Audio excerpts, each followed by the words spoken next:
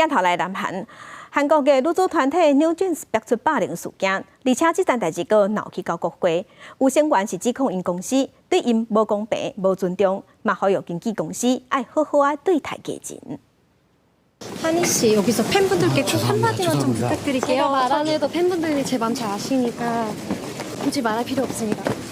夾住國會大樓，韓國女子團體 NewJeans 成員漢尼則個用參考人身份親身出席環境道德委員會個人監察會議，說明這公司互人看無，佮有各種無尊重、無公平的態度，包括去母公司海部大樓的時陣，互另外一組團體經紀人當作無看到，個真濟擺拄到中官拍招呼煞共款互人看無。另外公司的員工佮用應用軟體本來美女團 NewJeans 甲海部的公關部門要求記者寫稿的時陣，對 NewJeans 喺日本的成績淡薄講着就好。對此 NewJeans 的經紀公司多執行長金智英即個用證人的身份出席會議，伊表示會盡力處理即個內部問題。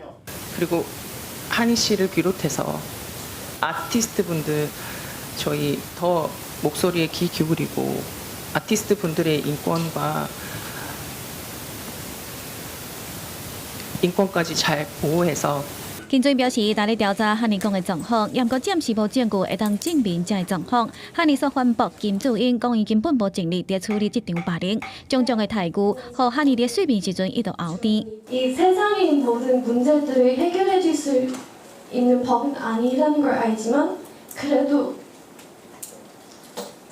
윤석을 인간으로서 존경하면 적어도 직장 내 괴롭힘과 따돌림 문제들은 없지 않을까 싶고요. 因為漢尼是越南的澳洲籍，韓文並無真好。這個一場霸凌事件，連澳洲駐韓國大使嘛主動關心。而打造出 NewJeans 的有名製作人明熙珍，今年4月嘛表出甲公司的意見無同，最後稍後解讀執行長的職務。國際新聞電視台朋友。